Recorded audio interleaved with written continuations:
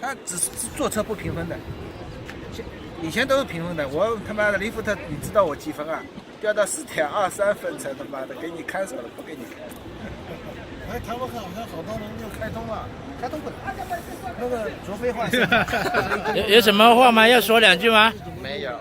那怎么行呢？有一些诉求，就是今晚想再宿醉一把。穷学生。给我下南华大地址。哎，我昨天在机场见到一个小南华地址，南大华是吧？南大华地址你不用的嘛，就这边你走一下不就行？Grey Road，就这边上5号直接走405，然后转那个167。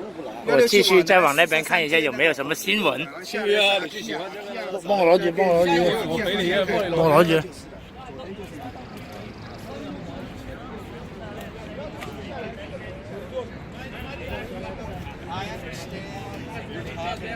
So that's what they've told the SEC and investors is their plan, and they plan to do it even more than what they've already done. Where does that leave drivers in their finances and emotional health with this? Absolutely. Well, you know, drivers pay all of the costs of operation. They pay for their cars, they pay for their car cleaning, they pay for their depreciation of their vehicles, they pay for the gas, they pay for the maintenance and the repairs. And so they've got a lot of expenses, right? And so it's important that drivers are able to count on fair pay when they're working on the platforms, to be able to make ends meet, put money in their bank account, and to put food on the table for their families. What are drivers here today calling for? Well, drivers are calling for fair pay, so no more than 80%, no more than 20% of what the. Can I start on that? Of course. Yeah. What are drivers calling for? Well, drivers are calling for transparency. So the customer, when the customer pays, that no more than 20% of what they pay should go to the company for administrative overhead or profits, and 80% should be shared with the driver. It's hard to compare because there aren't any other platforms other than Lyft. Taxi service is so different. That's how they started, so they sort of want to reap the benefits they did in the beginning. Sure. Well, when you look at other online marketplaces, you have PayPal charges 2.9%. You have Etsy, I think, charges 5%. You have eBay charges 2% to 12%. Airbnb charges 3% to a max of 23%. I agree, but I can't seem to get anybody to I keep hearing these excuses. It's the same excuses that we heard a year ago and 2 years ago. Oh, we have to wait about the preemption. so sorry. So in looking at it, how does Uber right now compare to those? I know obviously it's a little different because those aren't necessarily platforms where you're providing a service that's more of a retail. From June until September. Can you paint a better picture of the comparison? Well, I think, if you look at examples where eBay is charging fees of anywhere from 2% to 12% to connect a seller with a buyer, right? If you look at a situation where Airbnb is charging anywhere from 3% to 23% to connect a seller with a buyer, here you have a seller connected with a buyer in the transportation industry, but we see situations where the company is taking 30, 40, 50% or more of what the customer is paying. And so we think from a consumer transparency perspective, consumers deserve to know that, number one, the price that they pay is fair, and number two, that their driver is being fairly compensated for the work that they are providing for the customer. And frankly, Uber has been very secretive about this, right? I know in the beginning they wouldn't provide that information. How are you guys able to access that info now? Well, I think that they still are secretive about it. It's really the amount that they charge to customers is really based on a black box algorithm that they don't share, right? And it's based on big data and an analysis of how much are you willing to pay for that trip. So what we were able to do in this report is have a peek behind the curtain by drivers collecting their own fare information, their own trip level information. What happened in my trips, right?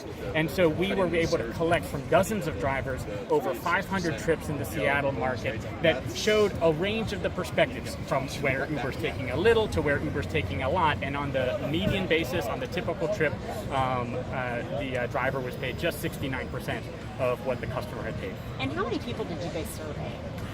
So the report is based on dozens of reports from drivers and over 500 trips. And then who paid for the survey?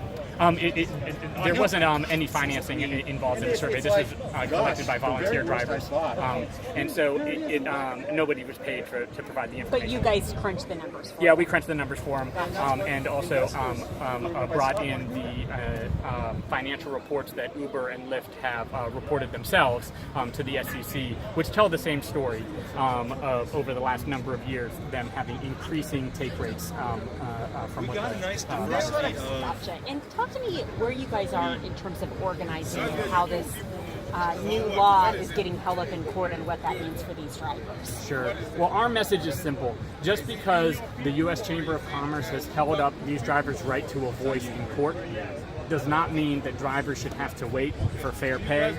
That does not mean that drivers should have to wait for due process when it comes to terminations. It does not mean that drivers should have to wait for benefits. So our message is to the companies and to lawmakers, the time is now for fair pay.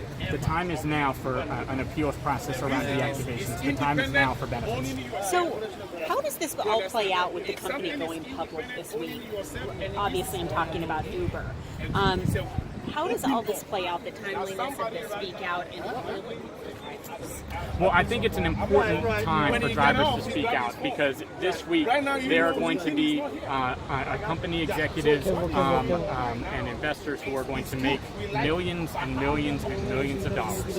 And the tech beat, the real estate beat in San Francisco is buzzing with just how they're going to spend all these millions of dollars. Well, this payday for executives should not be at the expense of drivers. It's time to share the success, and drivers should deserve a fair portion of what customers pay. Well, even for these drivers on this company gets public.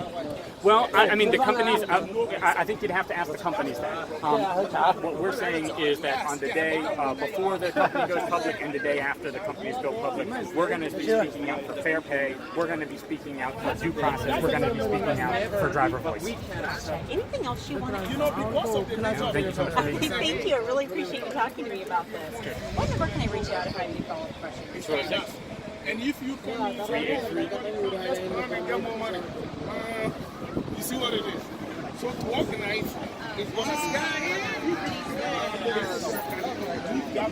Because what usually happens in these situations is it is a small number of people even in 2015 that can make it when but there are going to be times when the larger group has to step in and put some bulk behind the smaller group. you guys do somebody is demonstrably by their own account and by yours taking more money out of the ride, that more drivers are going to join the cause. Right. One reason is the pay cards. Now we have fee change, very frequently. There's a change in the way they used to do price service. They used the percentage, now it's a dollar card. And I think it seems to me from being a former driver and working with the driver for the last 4 years now.